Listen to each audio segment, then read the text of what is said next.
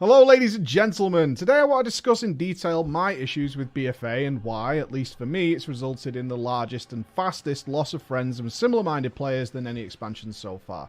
Yeah. This video is for me. I'm often asked about BfA in many ways, which is normal with my job, and I often have to give short-form answers in the form of a live stream because, honestly, I don't enjoy making negative videos, contrary to some beliefs. I really don't. It's not why I got into this job. I got into this job and I got into this world because I love nerding out about World of Warcraft. I love discussing it, I love playing it, and I couldn't do that with my IRL friends, and therefore I turned to the internet in order to do so. So waking up and making negative videos is not something I want to do, and it's not something I intend to do in the future. So I thought I'd summarize it all. I love talking shit about the game. There are many people who are enjoying BfA, and there are many things that are of great issue to myself. I also want to mention that I'm personally still playing BfA, and with the upcoming Battle for Dazar'alor raid seemingly being extremely good, and enough of an incentive to keep me playing for now. Let's begin with BfA's iterations on Legion's features, the past expansion.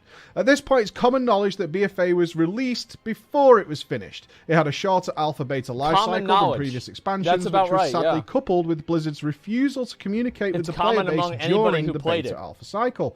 In many situations, we, the testers, weren't sure what we were even testing, especially concerning Azerite armor.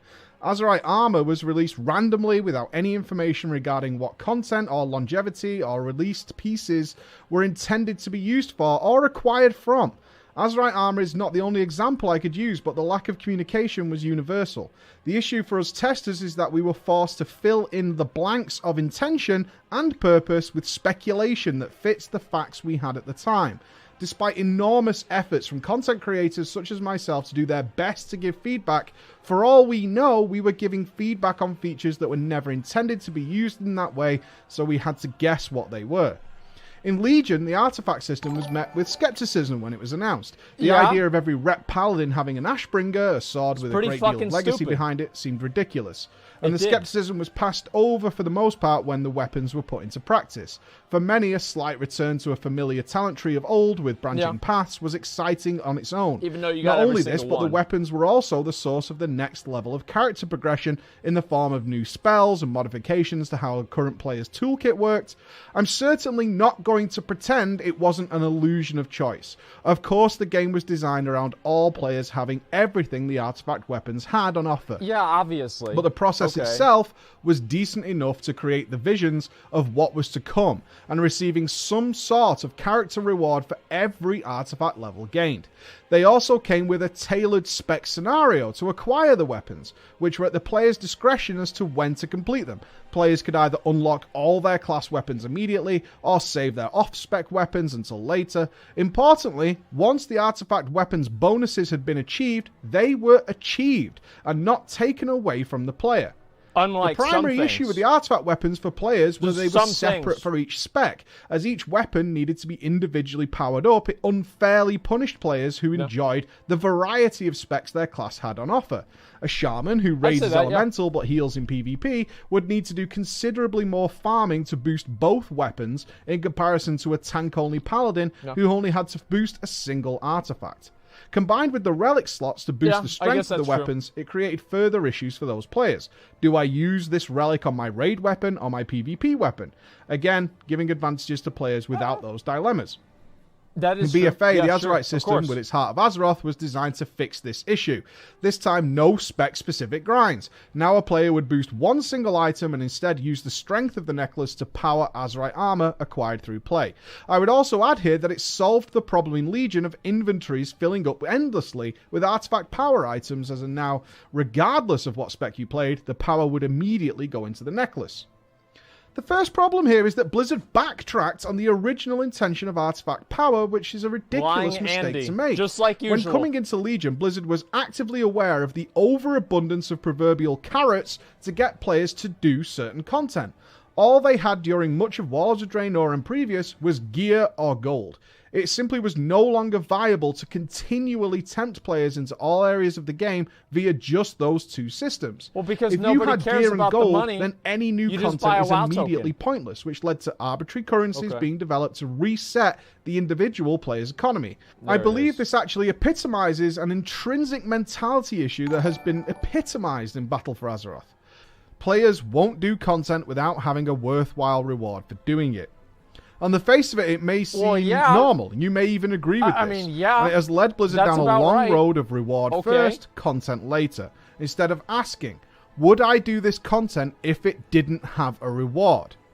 I can only speak for myself here, but when it comes to video games, I play for fun primarily. The reward is secondary. I know I've replayed multiple games over and over again and done many features of World of Warcraft because I enjoyed doing them, instead of doing that content purely because of the reward I would get for it. Each year I replay the BioShock series, despite it having no challenge or surprise, but purely because it's an enjoyable experience for me. Similarly, I intend to replay the Soul series over Christmas, despite having completed most of them previously. Oh, In terms of WoW, I've spent many, many hours doing Battlegrounds, and more commonly for me, farming raids, despite already having finished them. The thousands of hours I've spent farming raids with my guilds have been because I enjoyed it and not for the rewards. Yeah. You might suggest that if you have never seen my content before, that surely you're farming raids for gear. Yeah. That has always been secondary for me. Setting fun goals like speed kills and rankings is what I found fun for many years, as well as playing with fun people. I've never the hundreds of hours I spent in Alterac Valley were done because they were epic and fun at the time. I don't know There about was that. no reward on offer for those I would systems that AFK I in the actually tower. wanted. That's all I'm I would sure do. there are many of you listening right now who can run a list of games that you have played repeatedly. I would legitimately try to pay my friend Jeff in donuts to play my character in AV for me whenever I was asleep. He wouldn't do it. He'd just look at porn and take the donuts. Repeatedly, just because they were enjoyable and not because of reward for doing it. My point here is that despite the lead game designer saying that all of BfA's systems were designed with fun in mind first, then based on what we have actually gotten, it seems incredibly hard to believe. Artifact Power Grind in Legion had fun in mind.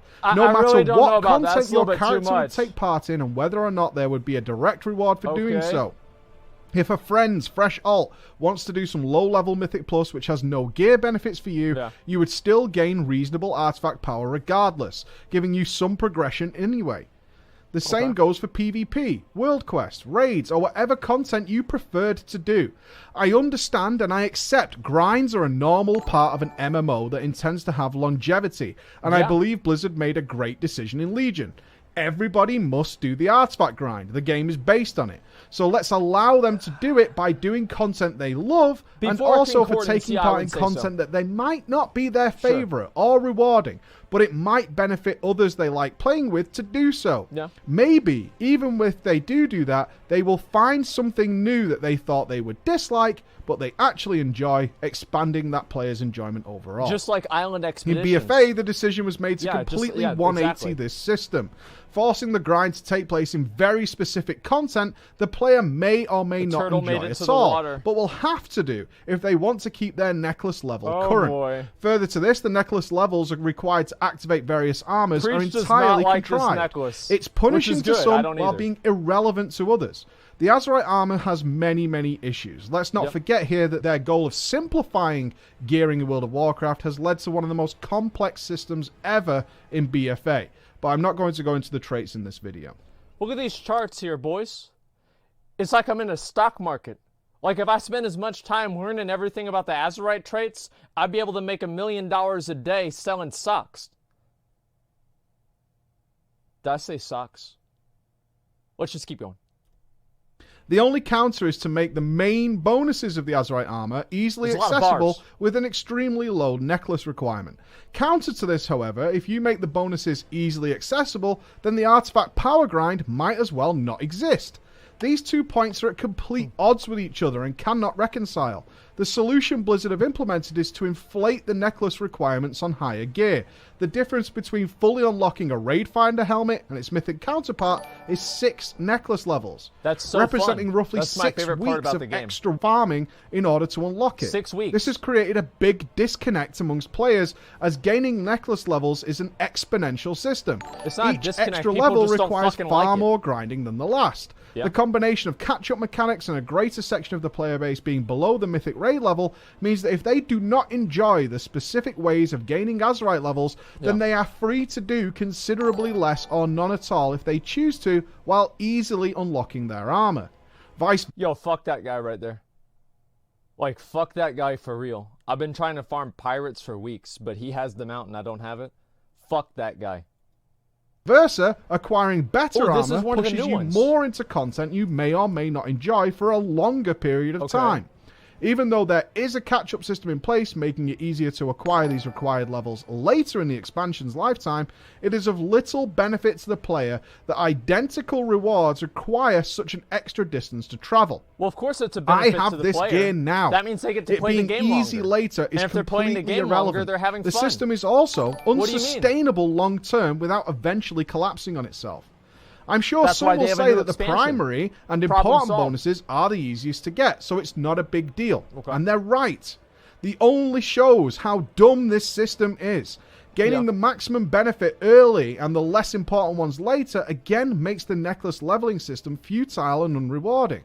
Surely some players have already actively stopped farming AP, as they don't care for... Who in here doesn't farm AP? I'm just curious. Who doesn't do it? Me? Yes, same. Like I forgot the last time that I thought to myself, wow, I really want to go and log on to WoW to farm Azerite power. Wow, I'm so excited and I really want to do that. unlocking the less beneficial bonuses. When designing the AP levels for the next tier, Blizzard will have to settle on a level that's very easily attainable by everyone, or go back to step one of players having armor that's totally locked off. This means that the gap between the less interested players and the more invested players needs to widen in order for the system to keep functioning as a carrot to chase. Okay. And this is exactly what's happening. Yeah. In the upcoming Battle for Desolate raid, a player who only does LFR requires a neck level of 40 to completely unlock every bonus that the armor has available. The Mythic armor gap has now changed to 48, neck isn't even 30. jumping to an 8 level gap from 6. What the The fuck, skeptic in me might believe that Blizzard will no doubt use increasing amounts of Azerite rings over the expansion to conceal this growing gap going forward. Wow. Blizzard cannot win with this mindset over the course of the expansion. Okay. With the catch-up system, neck level 40 is easily attainable with a fresh ult, while 48 is weeks more of grinding for the exact same effects. Either at some point the gap will become so large as to be hilarious, or they will have to give up and accept that everyone can unlock almost everything immediately. Zero thought has been given to this system long term. What's even more... The funny thing about this is exactly what happened in Legion. And at a certain point in time, artifact power was so high, if you went and you killed a rare buzzard, or you picked up a piece of shit that had an Azerite item inside of it, it unlocked every single ability that your Ashbringer could use.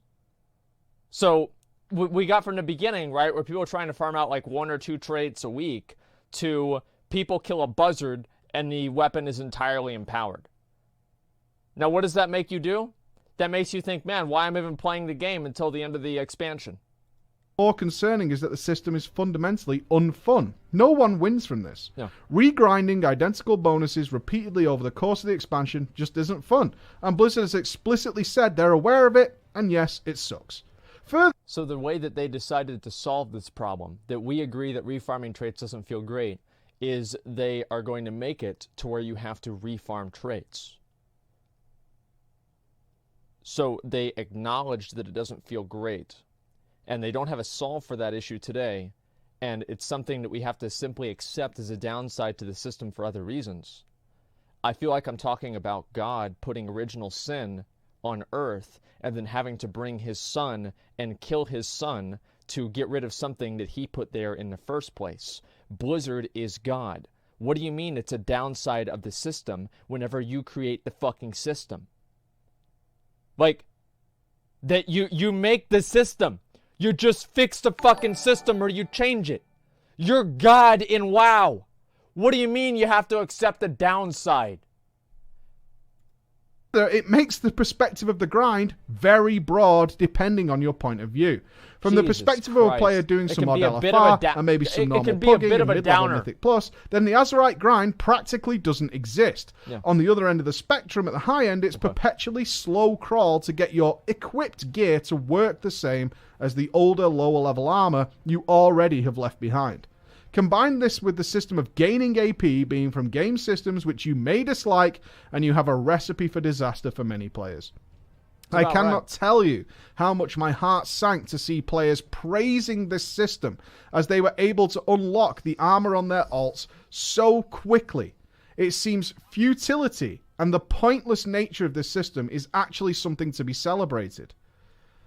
Some may still not be clear on the issue here.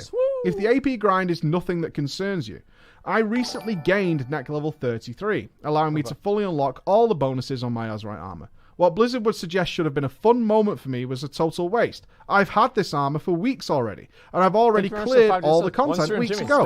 For me, it's the final unlock stage, and it's useless. Moreover, Mythic raiding guilds are posting their expectations of neck levels to get for the upcoming raid.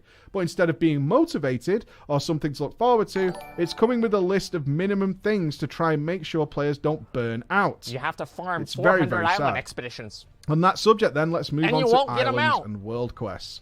Kulturas and Zandalar are some of the most beautiful zones this game has ever seen.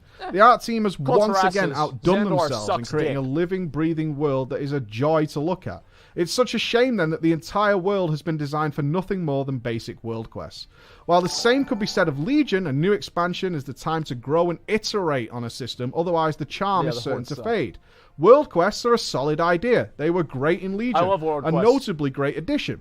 But BfA's implementation is deeply flawed.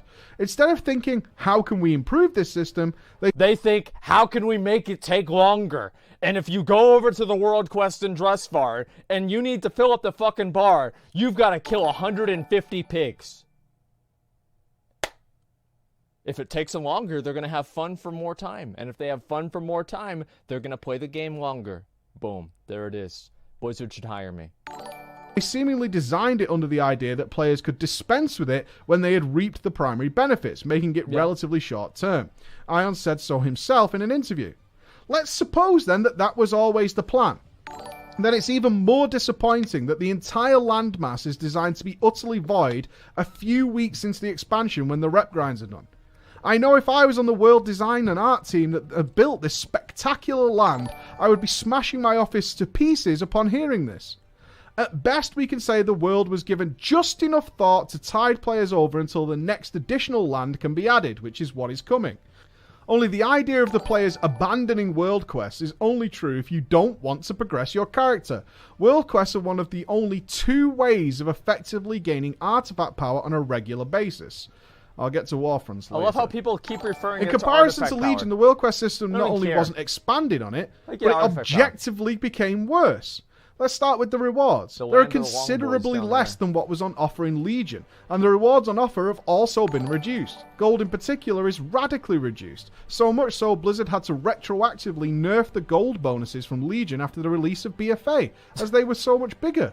Not only that, but for some inexplicable reason, various materials useful for everyone were removed, most noticeably Expulsum. Legion's equivalent of Blood of Sargeras was a regular amongst Legion world quests. Expulsum, however, is not. Well, how can you give, how can they have Expulsum in the game and have it be a reward from world quests whenever they want you to use the Scrapper? See, guys, they want you to use the Scrapper. So, if you can get Expulsum from other ways, people won't use the Scrapper. So the way to make the Scrapper fun is to make it a requirement in order to get Expulsum. Players to grind this resource out via absurd methods if they want to craft items. Crafting, then scrapping hundreds of low-quality items, hoping to get Expulsum, is utterly ridiculous. That was a good stream and should have been altered immediately. However, we are moving into the next patch using the same method again and no correction in sight. Not only that, the rewards for emissaries are underwhelming also. I'm intentionally avoiding Legion Legendary discussion here as it's too easy for people to use it as the entire point. But it's not. Opening the chest and receiving a variety of rewards for doing so. Opening the chest and receiving a variety of rewards for doing so considerably is more fun than just turning in that quest while knowing the one and exact thing you're going to get out of it. Now again, you are correct. Yes. Legion was similar, so besides the less rewarding nature of the BfA version, is that the only issue? And it's certainly not. It's baffling that not only was the system made objectively worse in terms of rewards, but also not a single step was taken to improve the system at all. I mentioned recently that being out in the open world is starting to feel, they didn't improve it, and there's no better word for it, stupid. If you were to ask me what the biggest issue of Legion World Quests were, I would have answered that it's not fun being able to completely eradicate all life from any area I was in without a given thought. Yeah, if I was asked to provide a solution, then gear. wasting resources on crushing group finder add-ons would not have been one of them. At this point, there appears to be some confusion as to what these add-ons were for. Some players even believe that people used these add-ons because the world quests were difficult in some way. I just said I was basically a god in the open world of Legion. The quest being difficult doesn't add up. It's not common sense. Jeez. It's one of the most dumb responses I've heard from the discussion on this matter. The add-ons simply made an already trivial process faster in nearly all cases. Yes. Facetious arguments of a floating army of AFKers simply doesn't hold water. That's actually AFKers what I would existed for sure, but to pretend that every quest had 4 AFK and 1 person doing the quest is disingenuous in the extreme. I never did them. Instead, I would have suggested that an obvious improvement to the World Quest system was more variety in terms of difficulty, with appropriate level rewards tied to them. In previous expansions, Blizzard included a variety of areas with much more difficult enemies that were intended to be done in groups or by high level. This was the area that I banished the elementals while the other guys were killing them, and I made the elementals kill the mages because I kept banishing the elemental they were casting on. This right here was the elemental plateau. I would go home and I would literally fast walk home from the bus stop to my house so I could get inside, and I'd wake up in like the fucking, like, what do you call those things? Weekends. And I would farm this one place right here. I loved it. Characters. These areas wouldn't reward basic things such as gold, resources, or low-level gear. Instead, they were designed to furnish you with things that are more relevant when you have moved past that point. It's absurd that characters that have defeated a Titan-created epitome of corruption, or a creature so powerful it devastated an entire land and required the sacrifice of a lower to seal away, to go out and regularly commit genocide on non-threatening creatures in the world. Instead, World Quest could at least have added various higher-level options that provide useful things to progress players and for lower-geared players to group up and complete. That's right. Sanguicell is the resource required to craft high-level items. Those, along with resources for flasks, pots, feasts, augment runes, and so on, would suffice at a very quick glance. Not the things a freshly capped character would be too interested in unless they wanted gold, but vital to other players. Once again, no long-term thought has been put in here, just enough to keep players busy for a little while. You might also be thinking, don't forget Legion had PvP World Quest, Mike, and BfA does not. And you're right. So with that, it's time to look at War Mode. War Mode had... Ian? Are we gonna have PvP World Quests and BfA like we had with Legion? Well, you see, Jimmy, the thing with PvP World Quests is they were a very good feature for Legion, but what's really even better about BfA is we're going to have War Mode. So in War Mode, every World Quest is going to be a PvP World Quest. Oh boy, I can't wait to pre-order the game! Am I wrong? Am I fucking wrong, dude? There it is. The potential to carry BfA all on its own. While some players will never PvP, that's their choice, but conversely for many players an entirely placid open world that has two sides supposedly at war also makes no sense. At the launch of BfA, War Mode was praised by many for being the most fun they had enjoyed in WoW for an extremely long time. It's with great sadness now that this is considered a total waste of time. Yes. I'm not particularly referring to the Horde Alliance imbalance. In fairness to Blizzard, they are putting in systems to try and not only balance the sides in a given zone, but also actively repopulate the ailing Alliance faction. Yes. But many consider it to be too little, too late, and it's a discussion for another time. The crime of War Mode is that once again, zero thought or effort beyond the initial system has been implemented. The initial joy of War Mode for many was the hunt for the achievement of Slayer of the other faction. Groups being formed to go out and attempt to gain the achievement. Really fun. In essence, the creation of war parties. Yeah. For the first time in years, the world felt like there were two sides. However, as more and more people got their achievement, they found nothing else that made War Mode enticing. and very quickly there became little to no reason to keep making these groups. We have circled back to the idea of rewards incentive to get people to take part, instead of asking, is this system fun? Currently, only killing people who have killed enough to have them marked on the map gives a single sack of varying quality items. There are 0 world quests involving PvP, even with War Mode active to encourage it in any way, and the world PvP arenas of Legion are also gone. It's more confusing than anything that an entire game system was added to the game, and simultaneously, the day-to-day encouragement to take part in said activity was scrapped. There's no reason that the zones couldn't function as open-world PvP areas, with each side gaining access to ballistas and summoned creatures similar to AV to both balance and spark consistent gameplay that need reward nothing more than basic honor. After all, activating War Mode is what you are opting into, the war. So where is it? A more realistic endeavor would have been to expect... If you have a war, the servers crash. Players to clear their PvE content with War Mode off, then switch it on and go into one of the currently active zones and join in the battle for a while. I know I would have enjoyed riding a tank across Stormsong Valley or bombing areas of Drustvar. It has so many areas for fun, but just doesn't for some reason.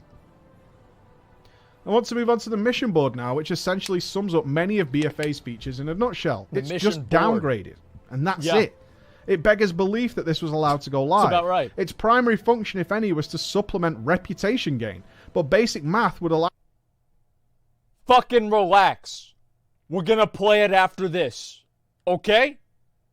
We're gonna play it after this. I want to finish the fucking video, then we're gonna play it. I hope you like this Blizzard spam, to figure out that the longevity of that purpose was extremely short, and they didn't even get it right.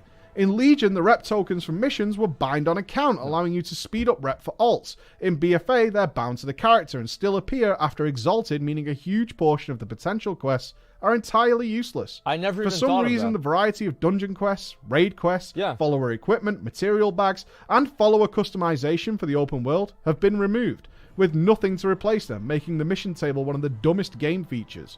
And yes, the mission table is a feature, it's just not a primary one.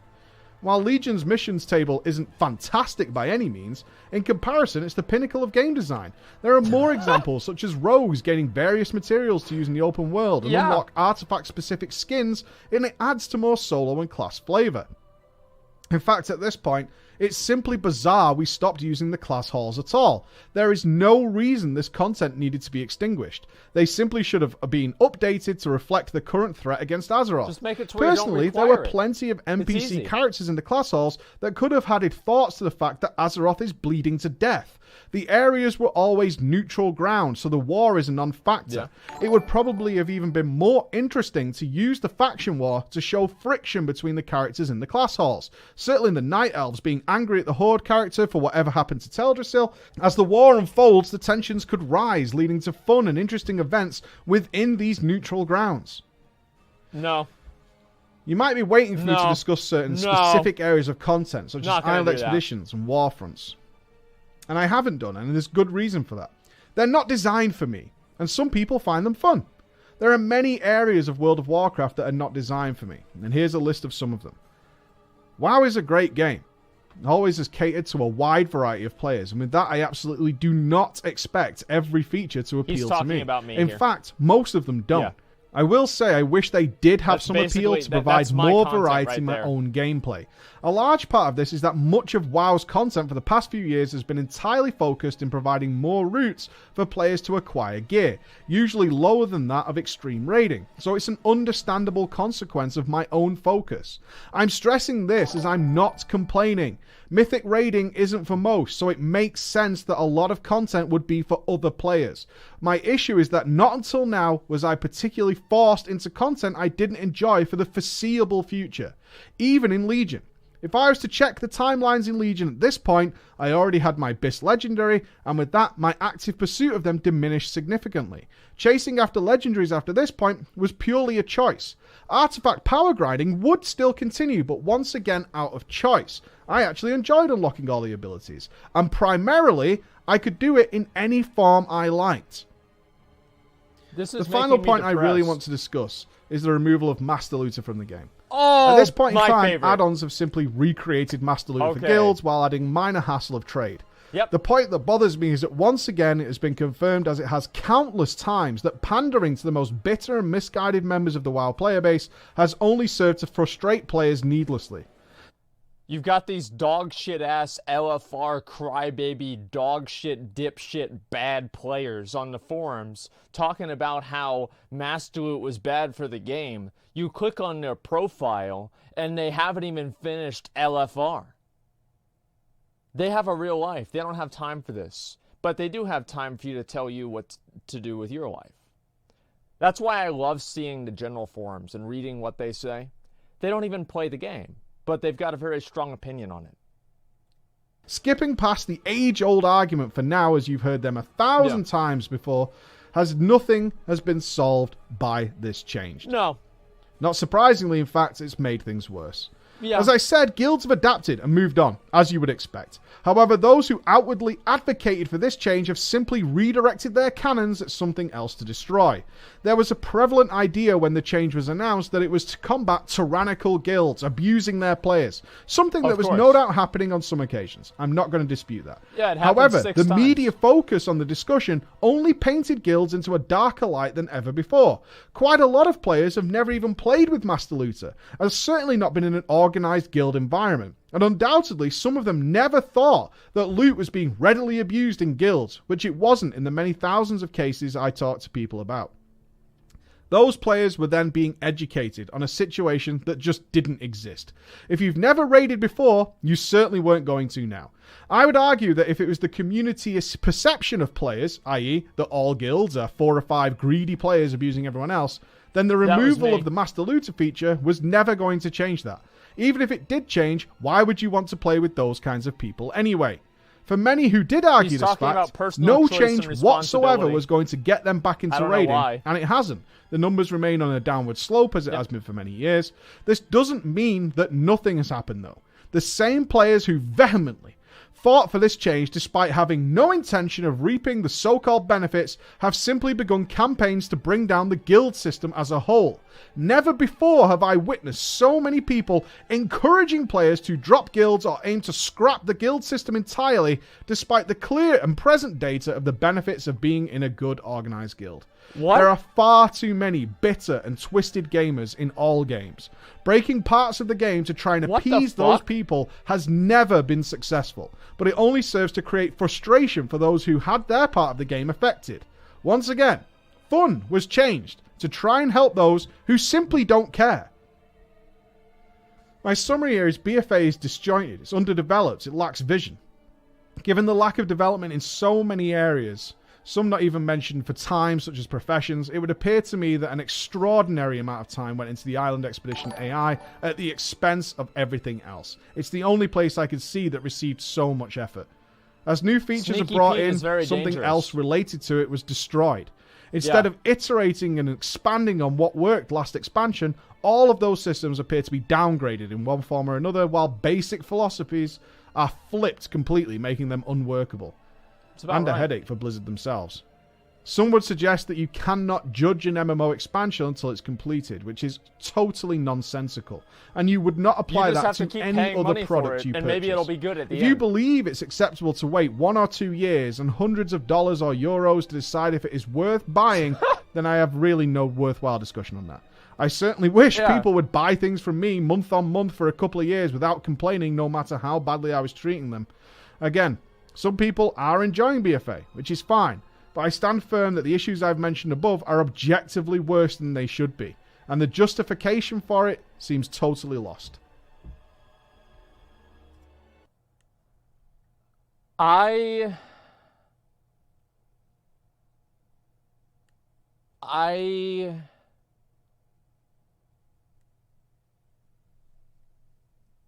oh my God.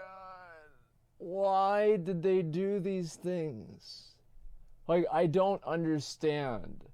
McConnell, you still here? Do you have any hope that this is going to get better, man? I don't, man. Like, I legitimately don't have any hope that it's going to get any better. And it's just so fucking sad because I don't see it like improving at all. It's so frustrating, but there it is. Like, it's just the same fucking bullshit that we've been dealing with forever, and I don't know if it's ever gonna change. Like, it's just, it actually sucks dick. Like, just there it is. It legitimately sucks fucking fat dick.